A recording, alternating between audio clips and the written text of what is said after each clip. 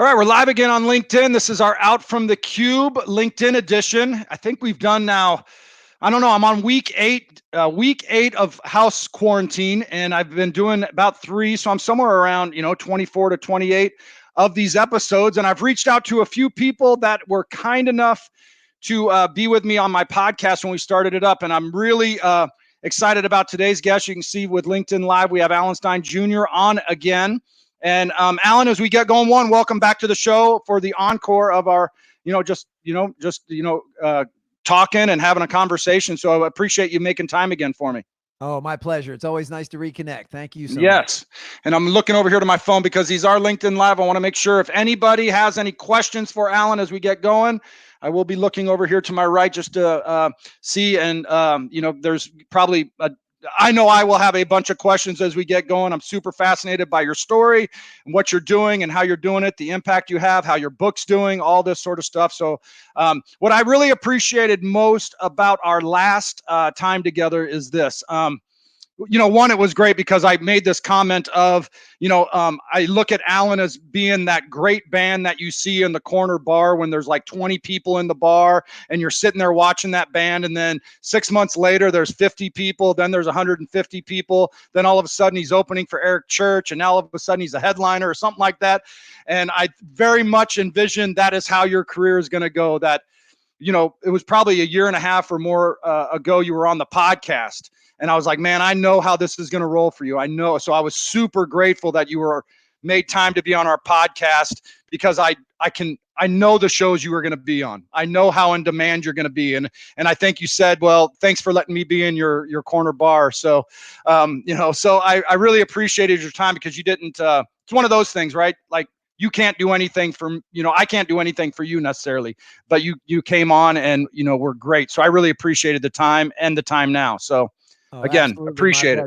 No, this is fun. I just enjoy having an opportunity to share, and I thank you for kind of turning me on to your audience. And Eric Church hasn't called me yet, but I'm expecting that phone call anytime in the next few weeks. You'd be great opening for church. I got my church shirt on actually, so you'd be perfect for it. I love right? it. But as we get going, I know we're a little time crunched, and I want to make sure to honor your time. There's a bunch. I consume all your content and follow you and like everything, and so because of that, your content bubbles up on all my social media platforms. So I do kind of daily consume it. I guess maybe just the first question, has your social media strategy changed, adjusted? Are you all in on it now that maybe you weren't before because of this, the quarantine, the pandemic and the virus? Have you changed your strategy a little bit social media wise? For the most part, my strategy hasn't changed, but I've been able to pour out more content because I have more time to dedicate towards it. And I like to spend a little bit of each morning doing some writing. And most of that writing comes in the form of short form posts or articles or things to put on LinkedIn. But my overall strategy hasn't changed. And that strategy is basically congruent with my philosophy on life, which is just to try to provide as much value to other people as you can, as consistently as you can.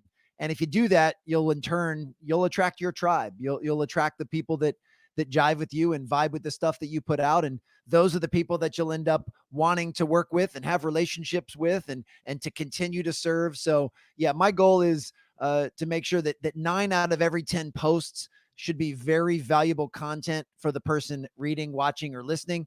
And then that last 10%, I just like to give folks a little bit of insight into my life. So I might make a post about, my children. I might make a post about a workout I did or a place I visited. So that 10th post isn't necessarily adding value to their life, but it does peel back the curtain a little bit and hopefully let them get to know me a little bit better so that we can still continue to create that connection. But no, overall, my strategy hasn't changed despite these very unprecedented times. Yeah. And so why don't you fill everybody in? I know what you do for a living. And again, I follow all your content. Fill everybody in on what you do and how long you've been doing it and maybe your background in athletics and how you've leveraged that into what you do now. Most certainly. So I'm a former athlete. I was a college basketball player at Elon down in North Carolina. And as soon as I graduated from school, I decided to be a basketball strength and conditioning coach, which over time, that title morphed into basketball performance coach. And I specialize mostly at the youth and high school level, but was able to work at two really prestigious high schools here in the Washington, D.C. area that produced well over a dozen NBA players. So that got me opportunities to do some contract work with Nike basketball, Jordan Brand, USA basketball, the McDonald's All-American game. So it really opened up doors for me, which then gave me an opportunity to work with, work alongside, and observe firsthand the best players and coaches in the world. And I'm incredibly observant and a big note taker. And after about 15 to 20 years of doing that, I had accrued so much knowledge and wisdom from those folks that I just felt it was time for me to make a pivot, which I made 4 years ago, and pivot it more into the corporate world, where I'm now a keynote speaker and an author. But basketball is still the red thread that combines it all. I share everything through the lens of a former basketball performance coach, and having an absolute blast doing it. So while I am on a little bit of a keynote hiatus because of COVID-19, I'm still trying to find as many ways as I can to serve others and to offer inspiration, but more importantly, offer practical and applicable strategies people can use to raise their game in business and in life. So I've been doing probably 20 to 25 of these types of calls per Yeah. week, just as a way to hopefully stay sharp on my craft, but at the same time plant seeds and serve others until the speaking world comes back around. Yeah. And there's so many different things I want to ask you. And I meant to ask you this last time we were together. And when I got off the call with you, I was like, man, that was a question I wanted to ask. I'm a big basketball guy, so there is that connection that you and I both have. We're both in the corporate world running. You're doing more coaching and kind of, the speaking and kind of that executive type coaching with teams, where I'm just kind of locked with certain teams in the software industry. But we do have that basketball background, and people may not know this name that are listening to this, but you spent a lot of time. I'm interested in how many years, but you spent a lot of time in working for Morgan Wooten, correct? Well, it wasn't for Morgan. So my relationship, because Okay. Morgan, because of age, my introduction to Morgan was when I was 10 years old. And the very first Gotcha. stay away basketball camp that I ever attended was called the Mason-Dixon camp. And it was Morgan's camp, very DeMatha-like camp. Mm-hmm. And I went to that camp every year from age 10 to 17. For anyone that's not familiar, Morgan Wooten was Yeah. the legendary coach at DeMatha Catholic High School, coached there for 47 years. At the time of his retirement, was the all-time winningest coach in the history of high school basketball with over 1,200 wins, and was enshrined in the Naismith Basketball Hall of Fame. At that time, there were only two high school coaches named in the Basketball Hall of Fame, him being one of them. But then when Morgan retired, I believe it was in 2002, he handed the reins over to Mike Jones, who is still the coach at DeMatha. So he's entering his 18th or 19th year. Wow. And I worked for Coach Jones for 6 years. Think the absolute world of him. Is one of the finest coaches I've ever met at any level in any sport. So that's kind of the Morgan to Mike DeMatha connection that I have. And Morgan was around for most of those years. He recently passed. Yeah. But before that, I mean, he was still a major figure at DeMatha, would come to games, and I mean, up until his passing, was just still incredibly sharp mentally. I mean, he certainly started to lose a little bit on the physical side, couldn't quite get around the way that he used to, but was just as sharp as a tack, and was just an absolutely remarkable human being. Yeah. Many people put him on the Mount Rushmore of basketball coaches of any level. Like, his name is synonymous with John Wooden to people Yeah. that really know the game. Well, I want to say the first basketball book I ever bought was, a 200-page book, gray, Morgan Wooten. And I grew up in Seattle, and DeMatha's over in Maryland. And I just remember learning about him and reading about him when we didn't have the internet. And I wanted to figure out who this guy was. Yeah. And he was up there, right? Now, 47 years, you said, and then 18 or so years with now Coach Jones. And you've witnessed that and observed it. And, from 10 years old, going to the camp. What has allowed that program to sustain, that success for 50, 60 years? Like what is that built on? Well, yeah. And first of all, I mean, you know how remarkable that is for a high school to have only had two coaches in, 65, 70 years. I mean, that in and of itself is remarkable. But it starts with the legacy and the culture that Coach Wooten established. And for more context, Coach Jones played for Morgan Wooten. So he played at DeMatha for 4 years. Coach Jones was part of the last undefeated team at DeMatha. He then went on and played in college, played just a little bit in the pros, and then came back and served as the freshman coach and an assistant varsity coach at DeMatha for several years until he took over. So for the most part, outside of when he went to college for 4 years, Mike Jones has been at DeMatha since he was 14 years old. And Wow. that in and of itself is remarkable. So it Mm, started with the legacy and the standards of excellence and the culture that Coach Wooten created. And then Coach Jones has done a phenomenal job carrying that torch, but then also putting his own signature on it and coaching and running that program the way that he believes is best. He is not a Morgan Wooten robot by any means, but he certainly believes in and lives out many of the values that Morgan taught, because that's yeah. what he was taught. So that part is remarkable. Mm, And just to see how much the game has changed. I mean, the game that put Morgan Wooten on the map was in 1965 when DeMatha upset Power Memorial and Lou Alcindor. It's the only hmm. high school game that Lou Alcindor lost in his high school career. That's when people started to recognize the name DeMatha on a national level, and that was 1965. So you're Wow. talking 50 plus years later, DeMatha is still one of the top 5 or 10 high school programs in the country. So Yeah. that sustained excellence is just a direct result of Mike Jones' leadership and the phenomenal culture that he's been able to Yeah, create. see, I know that's a basketball story, and I think that's a lesson that you could go out and talk to executives and teams about. It's this idea of the standards that you build and holding those up. It's holding those up over time, but then also being the type of leader that is going to develop other leaders, so that Yeah. when you're gone, right, that you can continue to have that foundation. And are those stories that you tell some of the companies that you go out and work with about leadership and developing other leaders and having this stand long after you're gone, even though the business landscape will change? Like, things are going to be different. 1965 playing against Lou Alcindor to still, kicking it 60 years later and still having success. It's the same thing about, having that success with our businesses and teams. Absolutely. This stuff has very high utility. I mean, most of the stuff that I share with businesses are traits that know no specific industry. Like, they transcend every industry, every genre, from business to sport and back again. I mean, what it takes to be an effective leader, what it takes to build a cohesive and inclusive culture. What it Mm, takes to be able to hold people to the highest standards of excellence. What it takes to communicate effectively with empathy and compassion. These things that I saw firsthand at first in the basketball world absolutely translate to the business world. And mm, and yes, the ability to lead with excellence and groom other leaders and support them. The ability to create something that can just go on and on and on yeah. because you've cemented such a legacy and culture. Yes, are absolutely traits that I speak about all of the time to businesses. There's just so many parallels between basketball No, and yeah. business. Yeah, no question. And I know you're also a big Duke basketball fan, as am I, and follow them and read everything I can about how, but that's kind of the same thing, right? Like, Coach K may not be coaching in 10 years, but that program, what he's built, the standards that they've set and adhere to, and how, that program, functions, will continue on, right? It's just one of those things.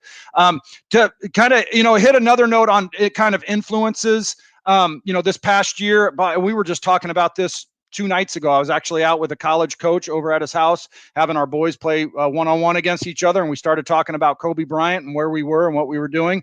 And we actually had a game. We were in a game, a fifth grade youth game, and somebody during the timeout came up to me and said, "Hey, and I know that you were very close to Kobe and got a chance to be with him, around him, observe him, take notes on him." And how did that hit you? I know that's kind of a dumb question, but that, where were you? How did that hit you? And what kind of memories and moments did you kind of think about once that dust settled a little bit for you? Well, I think the part that hit me the hardest was just the fact that from being a father, the Yeah, fact that post playing career, you could just see how much time and love and attention he poured into his girls and what a present father he was. And even though he still had a million things going on in his post basketball life, how much he really started to carve out and make time for his kids. And the part that was just absolutely broke my heart as another father is I can't even fathom how scary those last few moments were, where he's with his daughter and they're probably both feeling incredibly helpless, and there's nothing that he can do to save her. Because for the most part, we all view Kobe Bryant as being superhuman. yeah, So I think it also, is a mortality check. for all of us. And for me, I always try to find the silver linings in bad situations and take that as, if something catastrophic could happen to Kobe Bryant, someone that appeared to be immortal, then I sure as heck know it could happen to me. So it's just another reminder of something we should be doing all of the time, which is getting the most out of life Mm. and really forging relationships and telling people how much you care about them and being of service to others and finding meaning in your work and taking a day off to spend with your kids or to go on vacation. It was just a reminder to do those things. And even though we shouldn't need the death of somebody like Kobe Bryant to remind us of those things, inevitably that's what it does. And that's where there can be kind of a silver lining. So yeah, as a father, that certainly my heart broke. But then the fact that the story that I tell about meeting Kobe for the first time is my Hmm. opening signature story to every keynote and every workshop that I do.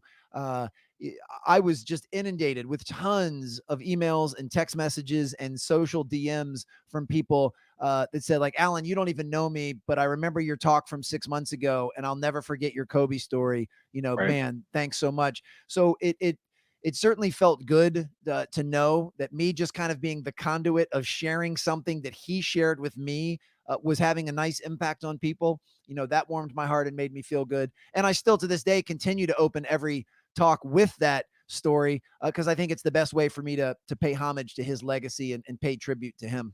Yeah. So for people that are watching on LinkedIn Live, there's pictures behind Alan here of the people he's connected with, trained, and and worked with.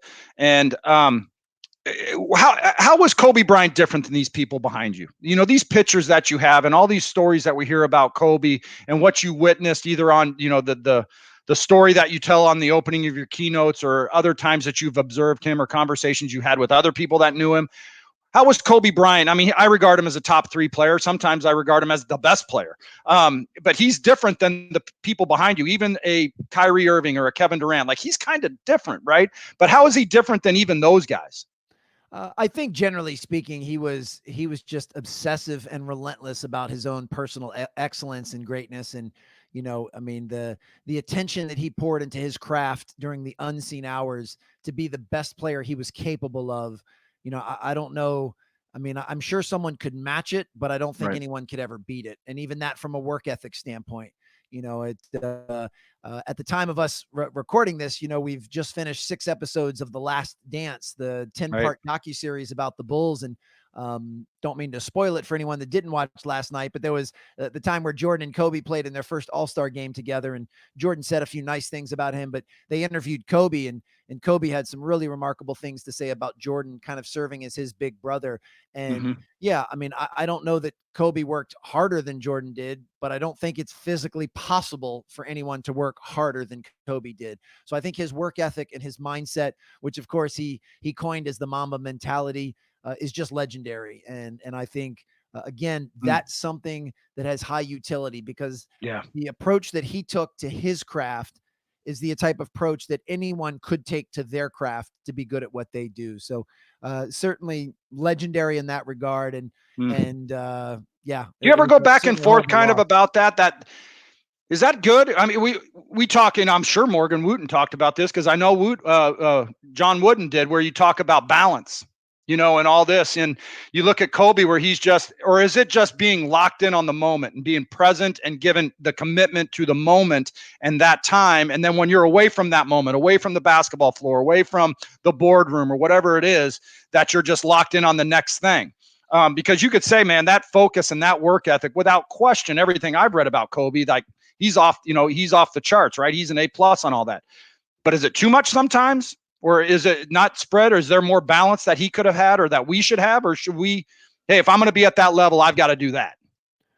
I think ultimately it comes down to the individual. I think, and this is why for myself, I know happiness and success are not synonyms, but to me, they're very directly correlated. And at this age in my life, I tend to use happiness as kind of my guide.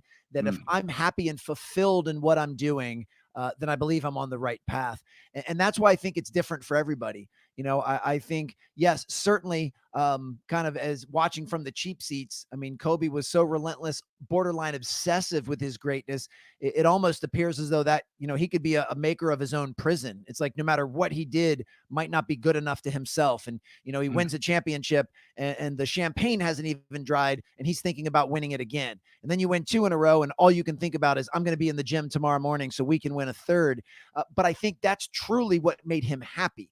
I mm, think if he was spending a tremendous amount of time, just kind of hanging out and lounging around on the beach, he'd be miserable doing that. So I think it's everybody has to figure out what's best for them. And I do think some people are wired to be a little bit more obsessive or focused. But once again, to see the way that some of that appeared to shift after he stopped playing and did mm, make more time. I mean, I think one of the most eerie parts of his whole passing was there was an interview done not long before his passing where he said the entire reason he has a helicopter is so that he doesn't have to sit in LA traffic and he can spend more quality time with his family, right. that he can get to his daughter, he go coach a game and be back for dinner, whereas if they took the car it would take twice as long. So his whole reason for doing that was so he could actually invest more quality time with the people that he loved. So yeah, I think it's just hard Yeah. to say. Yeah. Another one that I don't know how many of the folks that follow know of Gary Vaynerchuk, Yep. and Gary is another one. I mean, he works 18 hours a day and loves the nonstop hustle and grind, but he's admitted that that's not for everyone. That's the way he's wired, and doing that is what makes him happy. And he's never trying to tell other people, "Hey, in order for you to be great, you have to be working 18 hours a day," because that's not true. So I think all of us have to kind of figure out Yeah. what is the right balance for us.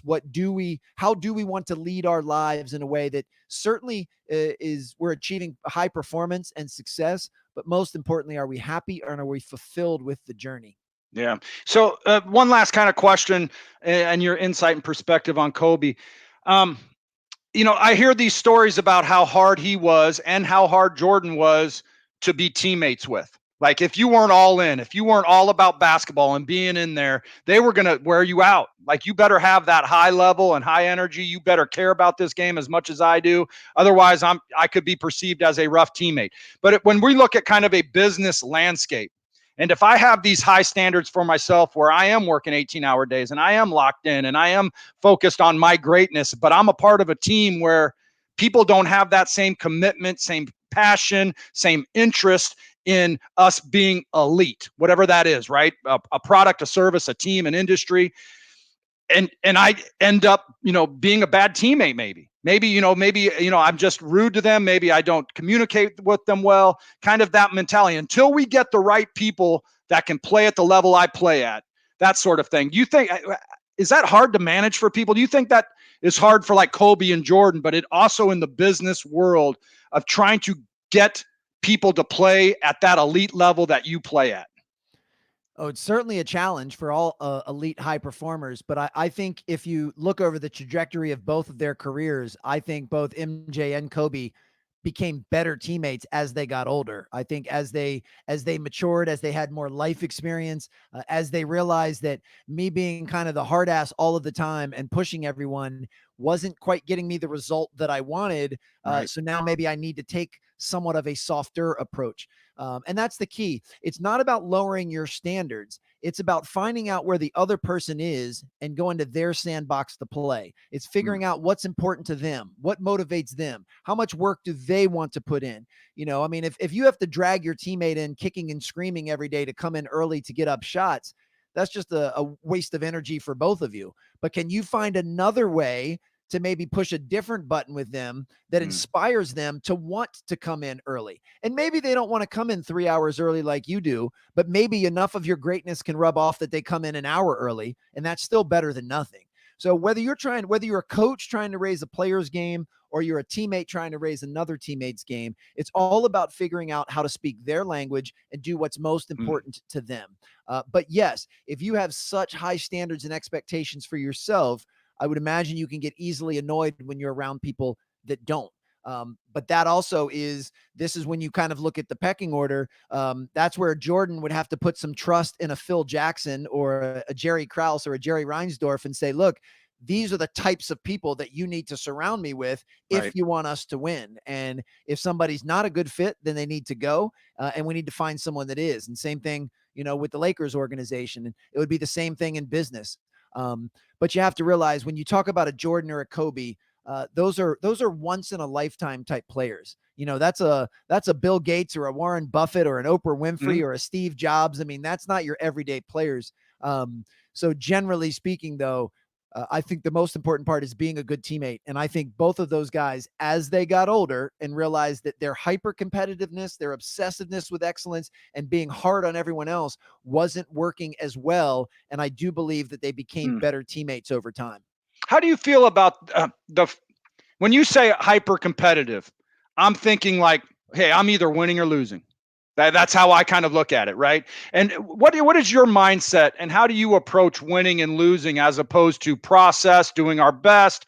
If I go out on a speaking tour and I'm going to compete with Alan Stein and I get 20 people and you're out there opening for Eric Church and 20,000, and I'm like, well, I lost, right? And I'm not, that sort of mindset, as opposed to, hey, I just need to put some things in place.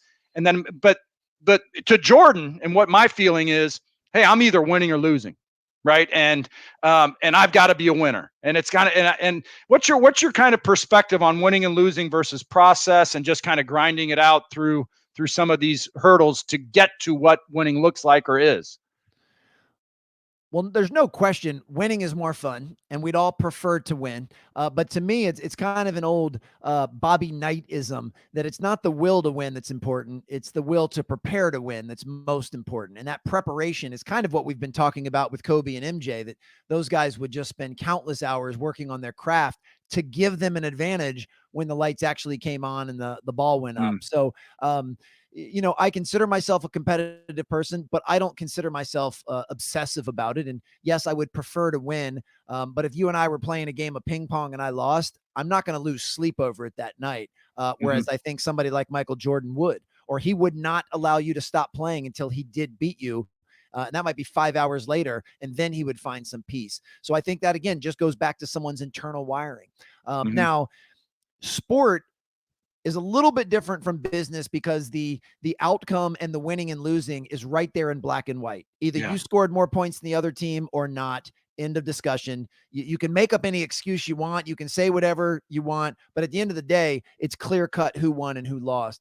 Business, it's not always that clear. In fact, for the most part, most businesses, while they do need to keep an eye on their competition, they should really only be comparing themselves to themselves. Mm, Here's what we did in Q1 of 2020, and here's what we did in Q1 of 2019. Which way is our arrow going? Is it going right. up or down, and so forth? So I know as a speaker, for me, while occasionally I can get tripped up by seeing a post on Facebook and saying, man, why didn't I get that speaking event? Or, man, like you just said, this guy's over here killing it. He seems to be doing more gigs at higher fees with bigger audiences.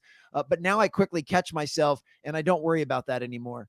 I hmm focus on the process. I focus on my own preparation. I focus on doing the best job that I'm capable of for every single client, and just let everything else kind of take care of itself. mm, Because when you play the comparison game, eventually you're going to lose. I mean, no matter what external metric you use, it's not that hard to find someone out there that's doing better than you. And right. that's where you just have to be careful how you do that. I mean, Yeah. even Michael Jordan, you're talking about, one of the most iconic people on the planet of all time. But there are even certain metrics that he loses to. Like Michael Jordan doesn't have as much money as Jerry Reinsdorf, the guy that owns the Bulls and the White Sox. Like, Right. so if he was just saying in a competitive standpoint, who has more money? Well, it's not Jordan, and Jordan is a billionaire. So on some level, you still have to, keep your priorities in line and focus on what's most important. And for me, at this point where I'm not actually playing a sport where there would be a winner and a loser, my goal is to make sure that I serve every client to the best of my ability. And I have a pretty good feel when I'm done. How did I do that day? How Mm, did I do when I step off stage? Did I leave it all out there and give them everything that I was capable of? And if so, then I have some inner peace with that. And it can be very hard in the speaking industry because we do get all sorts of feedback and evaluations. We'll get attendee, they'll fill out a survey asking, how we did or how they liked our content or what they thought about it. And you have to Mhm. be somewhat resilient to the fact that you have to look internally first and be a better gauge on how you did. Because there's no Yeah. way to know when you get off of stage, did I win or did I lose? Because whose opinion are you going by? Is it the meeting planners? Is it the person that hired you?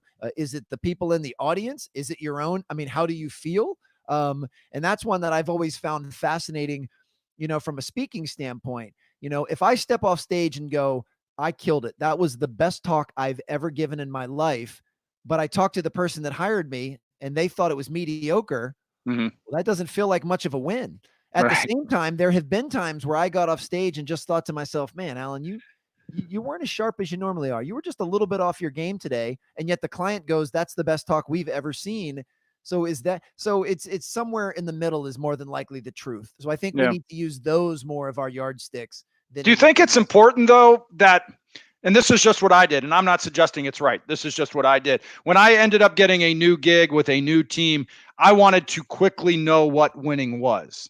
Now, Mm, winning isn't necessarily, like as a team leader, and this is the business world. This isn't a scoreboard, but I wanted to kind of know I wanted something I could measure. I wanted mhm. to know that I could go to the group and say, look, we're getting better. And we're not there yet, but we will be. And when we got there, hey, now let's recalibrate and let's set some new goals. Let's figure out more wins. So I always kind of felt like even in the business world, like I need to know what winning is. And it may not be against a competitor, but it's against us and maybe some objectives, some metrics, some, whatever, however we're being evaluated. But I want to know what winning is in the business world for me. What I do, I like the way you frame that, and we're probably talking about the same thing, but I Yeah. just use slightly different terminology. For me, there's an old saying: "I want to know what good looks like." Or I want to know what great looks like, or Right. even the word excellence. So for me, yes, I want to have an idea. What is the level that I'm trying to perform at so that I can make sure that I'm exceeding that? But Mm. this again, I mean, right now with what we're dealing with is a perfect example. So the last 4 years of my business, every single year I've doubled my revenue in speaking. But I'm not going to do that in 2020 because almost half of the year is not going to be salvageable because of COVID-19, and that's okay. That's not something I have control over.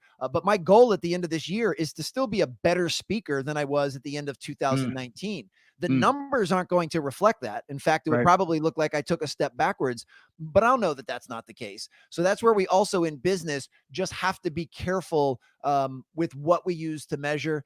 But at the same time, I still want to make 2020 the most successful year that I've had in as many different ways as possible. And we'll want to continue to make sure that I'm constantly improving and growing and moving forward. So for Mm. me, looking more of it from a process and preparation standpoint is important. Yeah, how do you do that? Like, so I'm so fascinated by your industry and what you do. Like, because I'm into it. I enjoy speaking. I love going to conferences. I like all this, but I got a job. Like, I'm building products. I work for a company that does cancer software. So I have a job that I go to. Right. Your job is to go be speaking, be out as much as you can, probably be away from home a fair amount, where you're all over, and that has come to a stop. Right, it just has. So you're at home, and I'm wondering, like, how when you sit down, and I follow you enough that I know that you probably write a lot, you probably goal set a lot, I know you meditate a lot, and I know you're an optimist and always thinking this is going to be a great year, so much that you just said 2020 is going to be one of the best years I've had. But Absolutely. at some point you sat down and said, okay, we've got to recalibrate this year because this is Yes. jacked up, right? And so you had to figure out different wins. So what did you write down? What did you consider? What are you implementing? What are you doing to make this the best year? And you can't go anywhere. Well, at this very moment, so I have not been on a stage in close to 7 weeks. And from everything I'm hearing, most likely won't be on one for another 2 to 3 months at the very earliest. So yeah, Right. that part in and of itself is tough. But what I got great clarity on several weeks ago was that speaking is simply what I do. It's not who I am. Who I am at my core is a performance coach, is someone that Mm. likes to help other people improve their performance and raise their game so that they can have higher achievement in whatever it is they're trying to do. So that's my goal. And while most of the time that's taken form as a keynote speaker or leading a workshop, It simply can't at present. So how can I find other ways to add value to people and to fill other Mhm. people's buckets and to serve others when I can't do keynotes? Well, one of the ways is doing things like this. Right. I've probably been doing 20 to 25 calls or interviews per week. Some of which are for podcast, some of which are, a company, maybe one like yours has a weekly Zoom meeting with their team who everyone's working remotely. And I'll just jump on and take the call for 30 minutes and share some strategies and tips with those folks. So I've just been trying to make myself of service.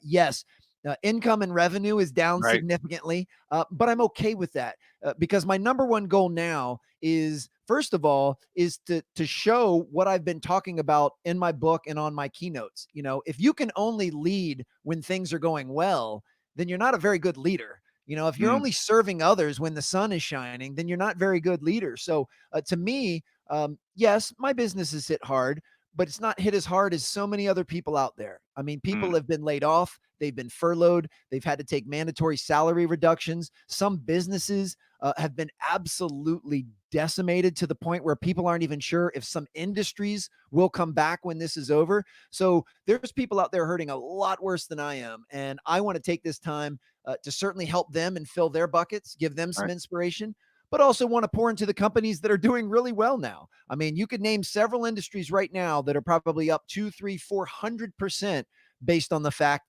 that everybody's quarantined at home. So my goal is if I can be of service now, um, that one, Mm, doing these types of calls gives me practice. Now, this is mm, not my standard keynote I'm doing with you right now, but I'm still practicing the skill of articulating my thoughts with clarity. I'm still trying to add value to you and to anyone watching or listening right now.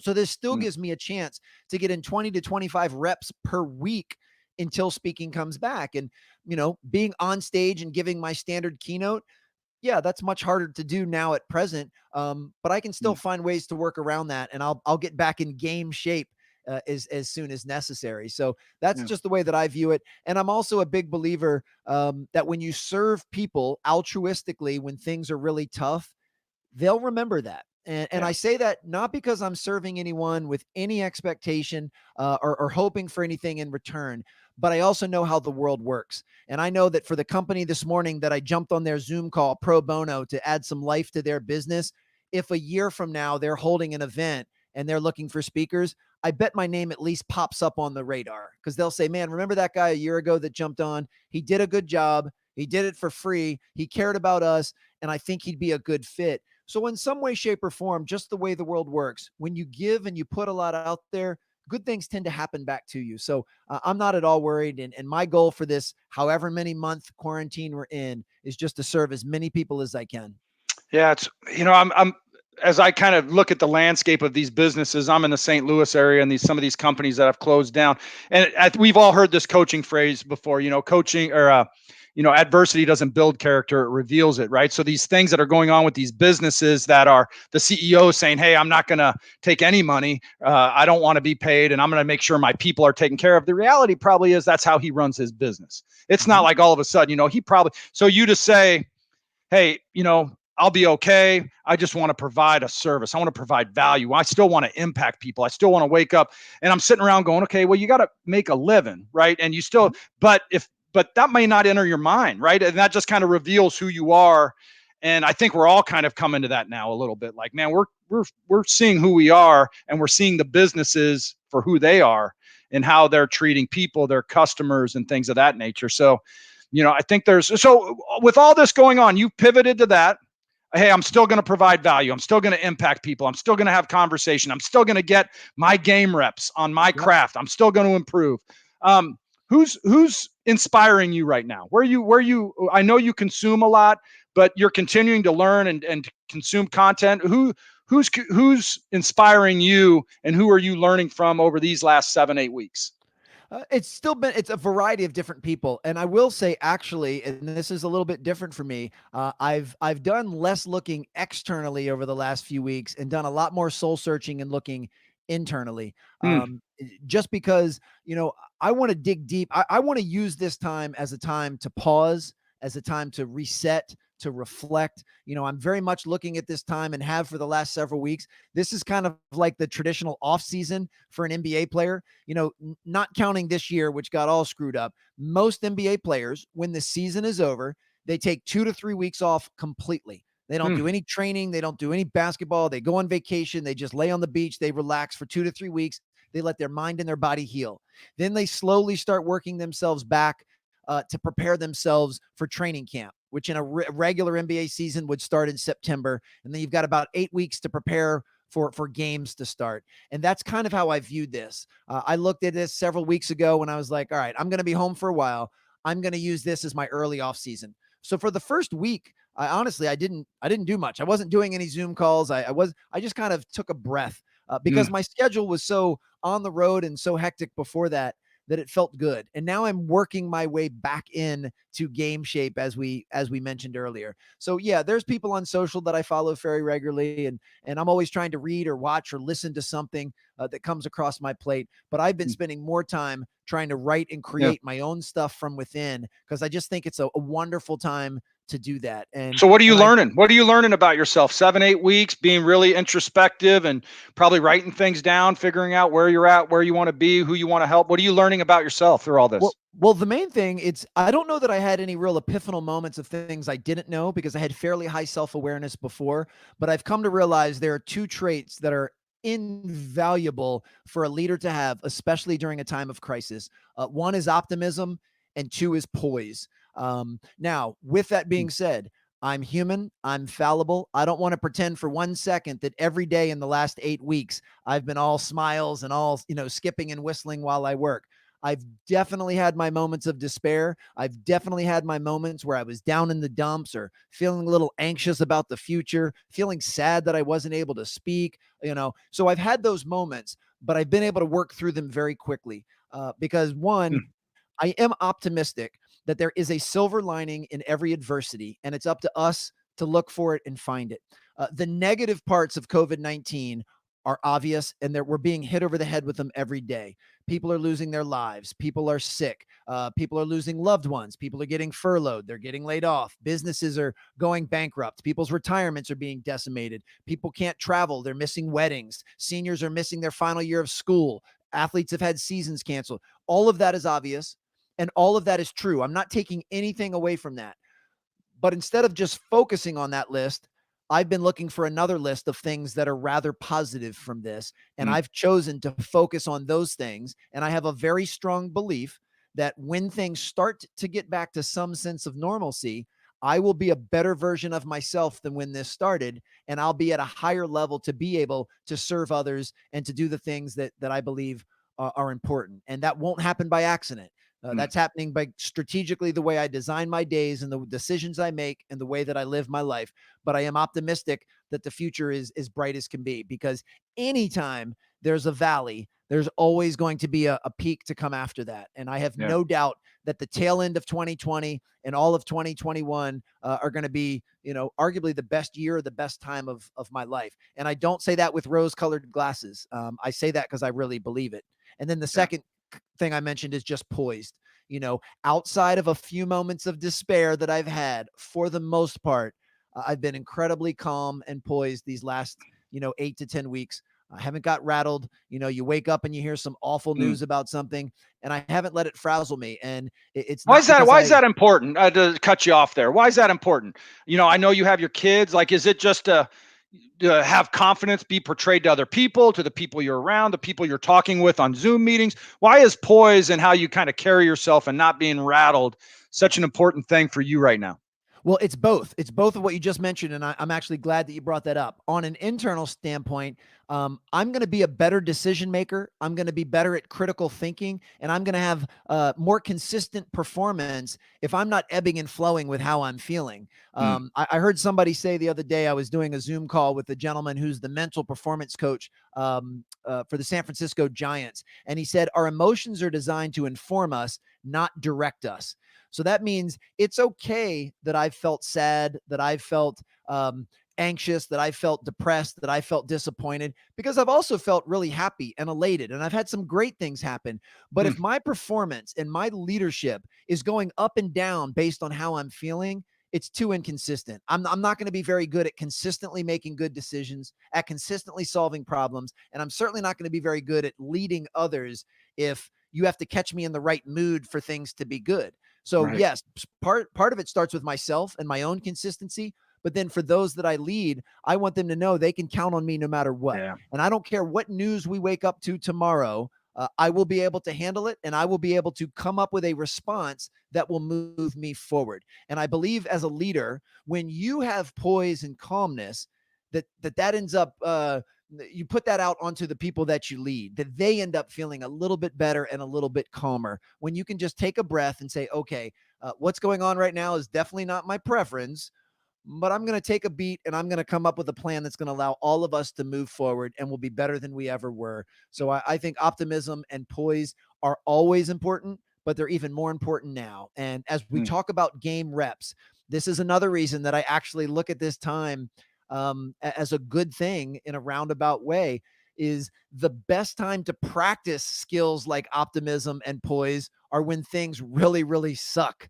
It's easy to be optimistic and poised when everything's great, but how about when in the time we're in now? So I'm sharpening my sword in a fertile, training ground that's really, really challenging to do so. So I know that when things are better in the future, I'll be the best I've ever been. Mm. Yeah, I really like that because you have me thinking about, and we all know the answer to this, but it's kind of um, and I don't know the best way to phrase this, but if I were leading you, I want you to know what you can always expect from me. Yes. Like, hey, if George is always going to lead us in this way, and things are bad, but he's kind of always the same, right? Yes. And I'm not saying that I don't get excited, and we don't celebrate, and things don't bother me, and things like that. But it's one of those things like I don't want my children as the leader of the family, right, and as their dad to go like, man, I wonder what kind of mood dad's going to be in, or I wonder what I'm going to Yes. get from him today, or this happened today. That's not going to be good. So I know he's going to be mad, or this happened and it's going to be good. But I want them to say, he was, up and down, but pretty level with, Yes. a lot of this stuff. I've wondered this question. Can Go I add ahead. one Go thing ahead. there? Yeah, absolutely. And I didn't Absolutely. mean to interrupt you, but No, you you're just hit good. on a great point. And this is probably the third pillar that's really, really important to me is, as I mentioned, I've got my kids here with me today, and I've got 10-year-old twin sons and an 8-year-old daughter. And I know that everything I'm doing right now, I am modeling a specific behavior for them on how they should behave when they're going to have their own crisis. Right. For me at 44 years old, for the most part, this is only the second major crisis I've lived through, the first being 9/11. Yes, we've had some recessions and we've had, the death of Kobe Bryant. We've had a few other things that have moved the needle for sure. But as far as seismic global crisis, this is only the second one. So that means about once every 20 years, I'm going to have to deal with this. So if I live to the normal age that most people live to, I've probably got 2 more major crises still left in my tank that I'm going to have to deal with. But my kids have an entire lifetime of them. And I want them to go back and remember, how did daddy behave when things were tough? How did he behave when he wasn't able to speak for almost 6 months? What? And if they remember things like optimism and poise and grace and empathy, then I think that's a good seed for me to be planting with them. And I think that's so important. But as you just said, as a leader, people need to know what they can get from us and what to expect.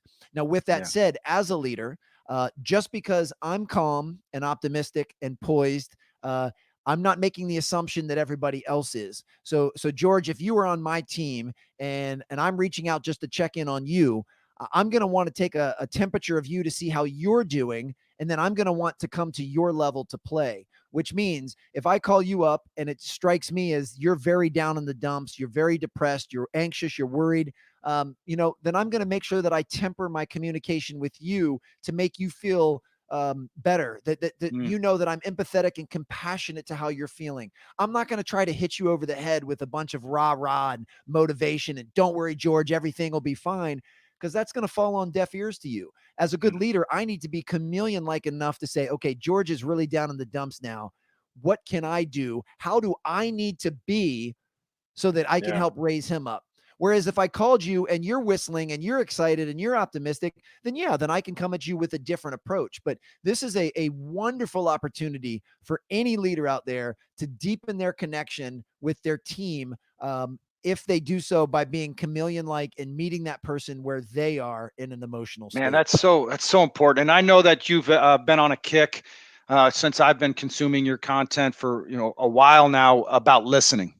Right. And so and I just, like, I was locked in on everything you were just saying, and just kind of got goosebumps on me, because it's really, these people that I work with, I want them to, I want them to perform. I want them to have fun. I want the happiness that you and I've talked about. I want them to think they're working for the best company, the best team, the best product, and all that. And I can't reach them. I can't connect with them. I can't inspire them or move them to the next place unless I know where they're at. And to steal what you're saying, and what I took away from what you just said, is I've got to listen to them. Like, I've really got to listen and ask the right questions, and kind of mirror or model where they're at. Right. Yeah. And I remember you were, and you've been on that, and I've consumed more of kind of that subject of listening, and being plugged in, and really being locked in on listening, and not like what's next for me or what I want out of it, but just being really empathetic to you. Man, and that really hit me on everything you were just saying about really connecting and getting to that level that the people are at. Right. And not being the rah rah guy all the time. Yeah, because not everyone just assumes that when things suck, that that's what everyone Yeah. needs is some rah-rah and some motivation, and that's definitely not the case. That's only the right prescription based on the diagnosis, and Yeah. that's why every once in a while, like a company or a brand will Mm. they'll hit me up and they'll say, can you jump on a Zoom call for our weekly meeting? Our people need a bunch of motivation right now. And I'll start to ask follow-up questions. Like, one, like, how do you know? Like, are you just making an assumption because things are bad, they need motivation? And what does that look like? What is the response you're hoping to get? Are you sure that everyone on this call is going to feel the same way? Because anything that I say can be interpreted very differently based on someone's perspective. In fact, if someone's really down in the dumps and really depressed, when you start the whole rah rah thing, you sound tone deaf. You sound like you're not empathetic. You don't care. Like, it's just like, hey, just pick yourself up and let's. No, that's not the same for everyone. So the Right. more I can customize a message based on somebody's needs and their current emotional state, the better off it'll be. And that, again, is why I think this is such a golden opportunity for executives and CEOs and managers and Boy. supervisors and directors to be reaching out to their people just to see how they're doing. Because keep in mind, now this pendulum swung 10 weeks ago, 8 weeks ago, and took everyone from what we used to know as normal to what we're currently doing. But you better believe that thing is going to swing back in the other direction at some point, and life is going to get back to some sense of normalcy. And the reason I keep saying that is I don't think things are going to go back to the way they were before Right. completely. There are some areas of life that will be changed forever. And we all have to be prepared for that. And are Yep. we making sure that we're doing the right thing when this thing swings back? And we're Yeah. all currently handcuffed right now that we can't do everything that we want to do. But one thing we all can do is make sure that when we get back, every person in our organization knows how much we care about them, knows how much we value their role and appreciate them being on our team, so that when they come back, they have even more buy-in and belief in than they've ever had. And that will Yeah. be a nice foundation to start. Then we can start with the X's and O's and the strategy of getting back to, again, some sense of normalcy. Yeah. Man, I really appreciate I would really appreciate that message there. One last question, because I want to Sure. honor your time, and it's almost 4 o'clock out there for you. And again, really appreciate. I always love these conversations. I've struggled with this as I'm kind of leading my teams. I'm just going to make it very, very selfish and about me, but I know that people kind of deal with this type of stuff, and I have had this conversation with other coaches. Just to put it on a basketball landscape, I'm going to try to be real calm with my team. Hey, we're down 20. We're rolling into halftime, and I want to make sure my team knows that I'm calm, that we've got strategies and tactics. I'm going to build them up. We're going to dig ourselves out of this. But maybe when I go meet with my assistant coaches, I'm just going to let them have it. I'm going to let everybody have it. It's going to be me and like three other guys, and I'm just going to be cussing at everybody. But when I'm in front of my team, I want to be very, calm, and I want them to know I believe in them and all this sort of stuff. And that would be the message. It wouldn't be contrived or, or not authentic or anything like that. But I've gone back and forth about the leadership we show to those people when we're in the room with our assistant coaches, or I'm with the other C-suites, and I'm like, man, this sucks. Like, we're struggling, and we've got, like, you need to do a better job. You need to do a better job. But then when I'm with my employees, hey, we're going to figure this out. Like, you know what I'm saying? Like this, is there a time for a leader to just like let it out, vent, like challenge people, lose his top, not be poised at all, right? And just kind of be all over the place and venting. Is it okay to have those moments? Well, I think the answer is going to be, it just depends on the person. I mean, I'm certainly not one to be able to judge anybody else's behavior and what they do and don't do. So I don't think there's a right or a wrong. I don't think there's a good or a bad. I think any leader would need to ask themselves, first of all, what's the purpose of me venting? Like, what am I actually going to get out of this? Mm-hmm. If it's very similar to throwing up, whereas usually after you throw up, you feel a little bit better. Right. And you just say, look, I'm just going to go in there and I'm going to drop a few F bombs and I'm going to throw a few clipboards, but I know I'll feel better. Okay. That's, at least you know there's a result or a reason why you're doing it. Right. But then the next most important question is, now what's the consequence of that? What's the consequence of your assistant seeing you disheveled and rattled and frazzled and Right. upset? Is that going to erode some of their belief in you? So I think you just have to figure that out. But it doesn't mean that there's a right or a wrong. But those are two questions that you have to ask. Why would I do this? What am I going to gain from this? And what is the potential consequence of this? And if you personally are okay with the answers to both of those questions, then by all means, do you. Yeah. But I think those two reflective questions will help a lot on whether or not you need to do that. Yeah, Now, one thing I wondered if it's just good to have that sounding board. Like if you and I were in business together and hey, every once in a while, George is going to get really frustrated. He's great in front of the teams, all this like 99% of the time. But every once in a while, George is just he needs to vent. He needs to explode. He needs to take a deep breath and all that, right? And I'm sure all the coaches do that in terms of just kind of basketball and all that. But I'm also wondering kind of in the business world, like do leaders need that time, or are they always that poise, that confidence, that that foundation, of calm waters and confidence? I'm wondering if you always have to be that. Well, I don't think you always have to be anything. I think you ask yourself those questions and you try to figure out what's most authentic to you. I know for me, as I'm getting older and have more life experience and hopefully higher emotional intelligence and better self-awareness and self-control, I have my outbursts and my venting sessions are much fewer and farther between than they used to be.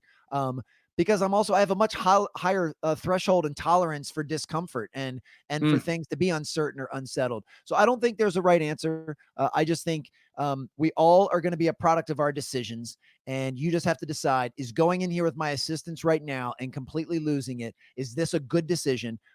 What am I going to gain from doing this, and what's the possible consequence from this? And again, if you're okay with those two answers, by all means, do it.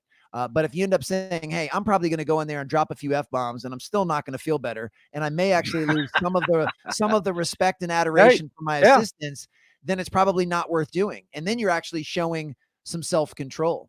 And all of these things that we're talking about are very basic in premise, but none of this is easy to do. No, Please right. don't think for one second that remaining optimistic and poised during a global pandemic is easy to do, because it's not.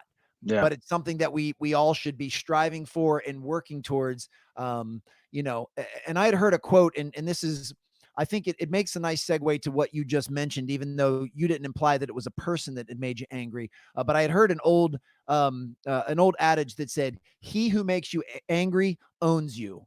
And I kind of like that mindset. It's like, I'm not going to give my power away. I have every right to feel angry. I have every right to feel frustrated and disappointed, but I'm not going to let that run my life. I'm not going to let that change my decision-making or problem solving or the way I treat others. So even though this situation, as you just said perfectly, this sucks, I'm not going to let this situation own me. It's not going to go on my tombstone that COVID-19 disrupted and ruined my whole life. Like, that's just not going to happen. This is just another bump. It is a significant bump, but it's one that I'll eventually be able to work through and come out better on the other side. So, so it really just goes back to this. I don't think there's a right or a wrong or a good or a bad. You just have to ask yourself, is it worth doing? And if the answer is yes, by all means, go in there and smash some stuff. Yeah, no, and I'm really trying to get at this idea of, I do get the mindset, like even the people, even if I'm a C-suite and we're going in with other senior VPs and directors and all this, I'm still leading. I still want them Of to course. believe like, hey, optimism and calmness and poise. And if I can coach them up and lead them in such a way, they'll lead their teams in this way because maybe this is the standard that we're setting. And I was just kind of wondering, that's hard to do because that mindset, and I Sure. love it. It's this thing of, what are the consequences? Is it worth it? And what are the consequences? Sometimes it's hard for us as leaders to have that moment of, all right, let me figure this out. Is this going Yes. to be worth it? What am I going to say? What are the consequences? As opposed to, I'm just going to throw Well, up, like you said. Well, and also there's, keep in mind we have the seen and the unseen hours. And Yeah. part of having an emotional intelligence is being able to manage and regulate your own feelings. So part of it needs to be, are there some things that you can do in complete private? Now, I know the scenario you gave is we just played the first half. Our team really stunk it up. And before I go into the locker room to talk to the players, I need 5 minutes to just vent to the coaches. I get Right. that. But when we Right. look on more of a macro level, when I find myself really frustrated or really angry or really disappointed, there's some things that I can do that help me. Meditation happens to be one that helps me. Working out is a huge one. I Mm, mean, just imagine instead of venting in front of your C-suite executives, you go to the gym and you punch the heavy bag for an hour. I bet you'll get a lot of that adrenaline and tension out just by yeah. physical exertion. So are there some self-soothing and self-management things you can do to control yourself so that you'll be much more poised when you're in front of others? Mm, A perfect example of this is road rage. I mean, I used to get so livid if I thought an idiot was in front of me and they're not using their blinker, or somebody cuts me off, or somebody's going too slow. And I'm like, why am I giving this person the power over my emotional state right now? This is mm, ridiculous. Like right. I'm letting them ruin my day because they didn't use a blinker.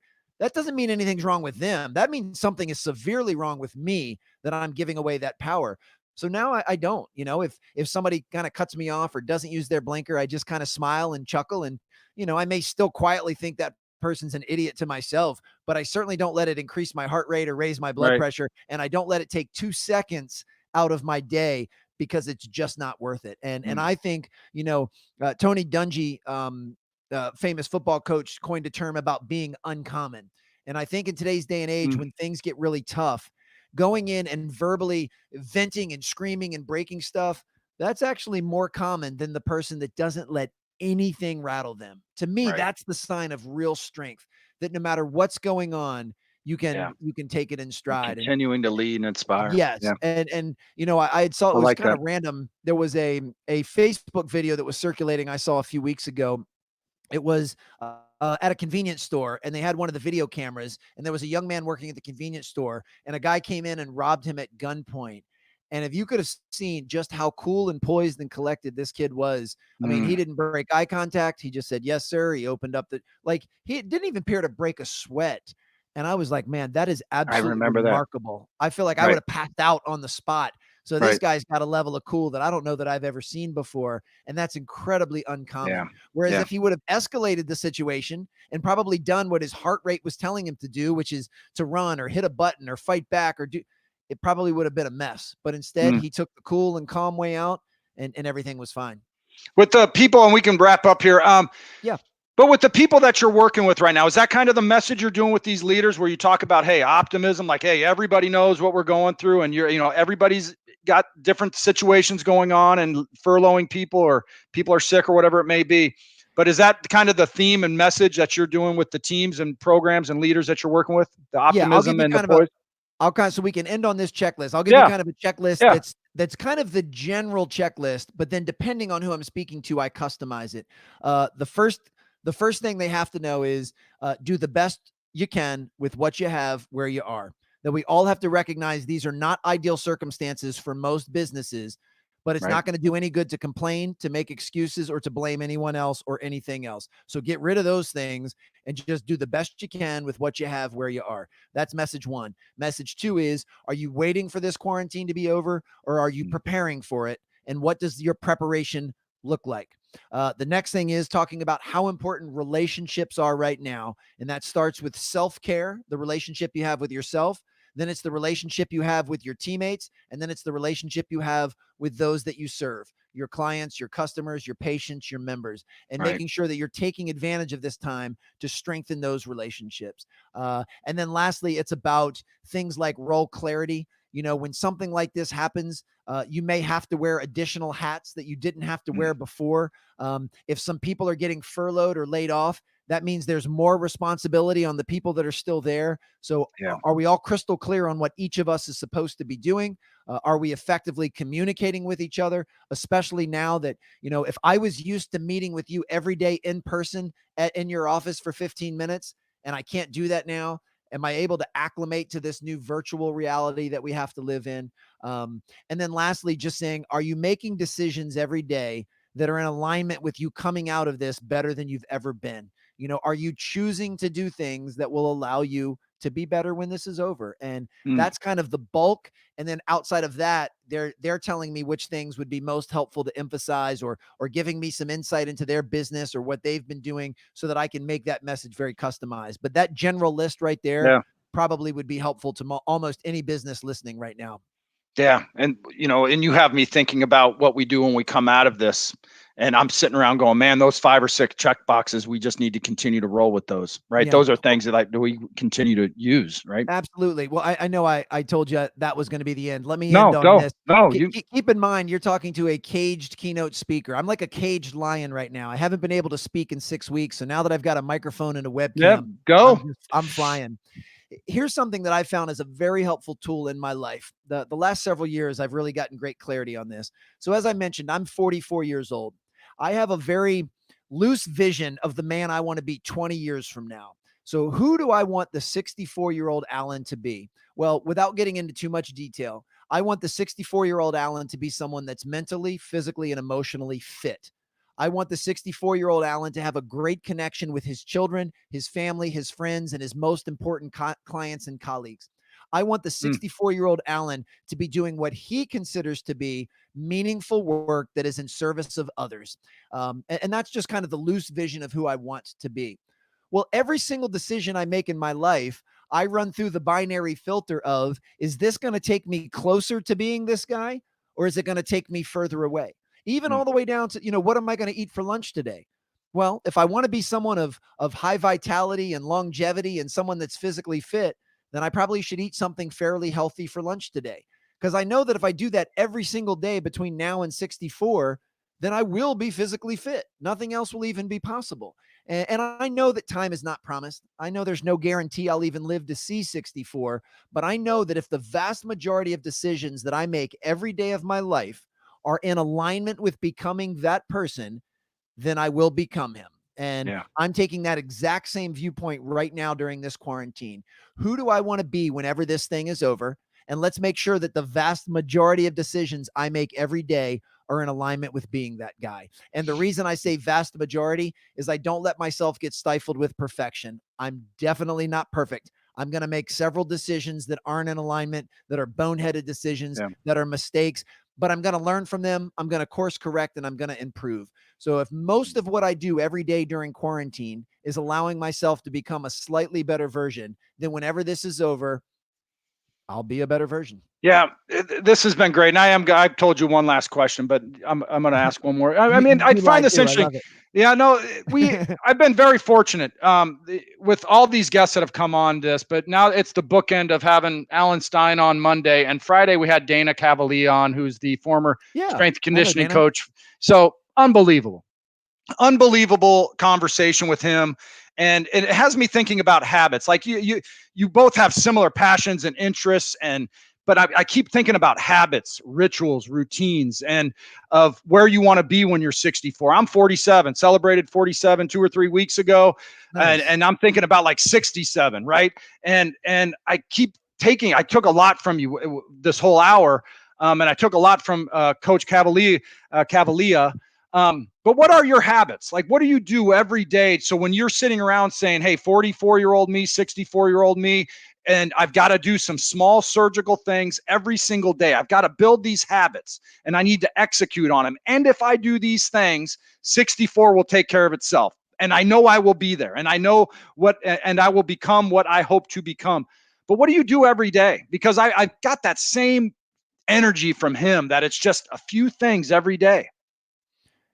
Yeah, and that list is it's not that sexy. It's not that it's certainly no secret behind it. I mean, if my main goal is to be mentally, physically, and emotionally fit, I do a little something every day for each one of those buckets. I mean, I meditate every day. I make my Mm, bed every morning. I try to do something physically active every day, but that doesn't mean that I work out like I'm an NBA player every single day. It just means I try to do something where I get up and move a little bit and I sweat a little bit, and some days more than others. I try to do something to improve my mental capacity. So I'm always reading, watching, or listening to something I think will add a few nuggets.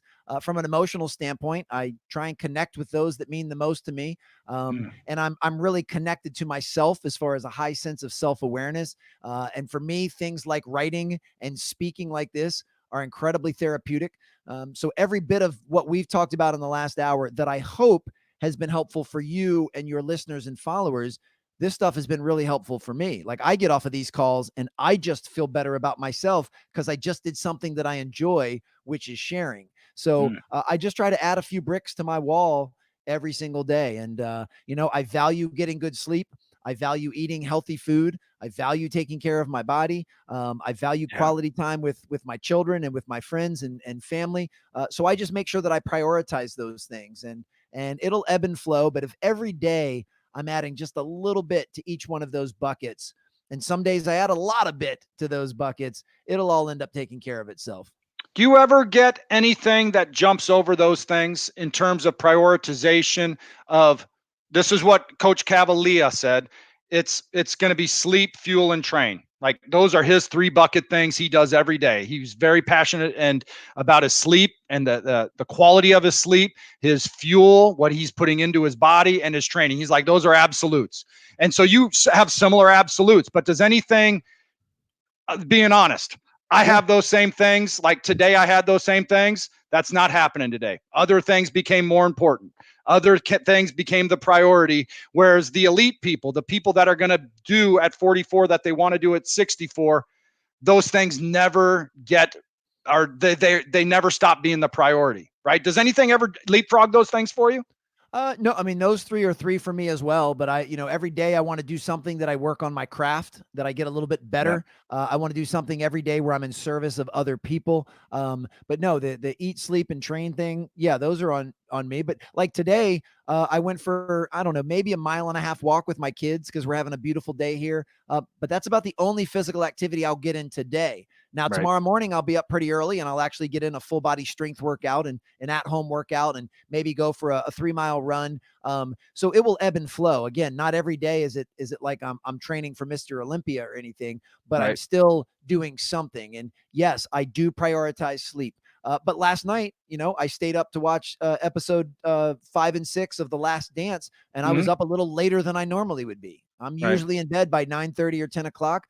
Last night it was 11:30. But that was a decision that I made. So that's not a complaint. That's not an excuse. I chose to stay up a little bit later. I Mm, chose to sacrifice a little bit of sleep because that was something that was important to me. So I own all of my decisions. But yes, for the most part, these small handful of core beliefs and philosophies, I try to execute every yeah. day. And if and when I miss a day, then I just make sure that I don't miss 2 days in a row. Mm. It's simple things, isn't it? It's how hard simple things are to execute for Yes. for me, for other people. It really is. Hey, how can people track you down? I know that you're doing you're quarantined. You haven't had a speaking engagement on a stage for 6 or 7 weeks, like you mentioned, but you are doing. I think you said maybe 25 speaking type engagements a week. So you're clearly busy. You're on a lot of Zoom calls with a lot of teams and executives, athletically and professionally in the business world. How can is you're keeping busy? How can people track you down, book you, get you on with their teams? Well, if they're interested in my book, they can go to raiseyourgamebook.com. There's tons of free goodies and extra stuff on there with insight in the book. If they just want a copy for themselves, they can pick it up at Amazon. Or if they want to listen to the book, they can go to Audible or iTunes. Mm-hmm. If they have an interest in ordering for their entire team or organization, which I've had so many people do, I've sold so many books over the quarantine, they can just email me, alan@alansteinjr.com. I can offer a 42% discount and can give them can sign each copy. Anyone interested in anything else I'm doing, just go to alansteinjr.com. If you go to alansteinjr.com/free, there's a bunch of free videos and free Right. downloads there that I think businesses would Yep. find very helpful. And then I'm at Alan Stein Jr., certainly on LinkedIn, but on all the major social platforms, and would love to continue this discussion with anyone that wants to wrap. Yeah. So just one little nugget in there. One, you'll get all his stuff here on LinkedIn as well for the people that follow and are listening on LinkedIn. We'll have this on my podcast as well. We'll put it up to YouTube. I'll make sure all his contact information is up there. And I will say, like the free stuff, if you go to alansteinjr.com/free, you said, right? Yes. That's where the PDFs, I've downloaded it all. I've consumed it all. I've grabbed it all. And that is a great place for people to start to get connected with the message and the content that Alan puts out. So listen, Alan, I really appreciate it making time for us. Again, I know the stage that I know the stage you started on. I know the stage you're on, and I know the stage you will be on. Right. And I've been so happy to kind of watch this happen. It's it's one of those things, like, you just know that that person's going to be there, and you're just enjoying watching the journey. And I have, without question, have enjoyed that. It's been a lot of fun for me, and you help me out every day. You don't even know it. It's one of those things, right? You're just putting great content out there, and you're having value and impacting people. And I'm like one of those people. Thank you. Like, you're impacting me every single day. There's something that I'm learning from you and implementing into myself, my family, my boys, my wife, my team, my company, everything. Like, you're one of those people for me, and you're one of those people for a lot of people. So I appreciate everything you're doing. Well, thank you. I appreciate that more than you know. And appreciate your support immensely. So thanks for the opportunity, George. All right. Thank you. Everybody else, we will be back on Wednesday. We have some great guests this week. It's really been a great week, and Wednesday's guest you'll love. And I'm really looking forward to Friday's guest and the rest of this week. Thank you for everybody for all the support.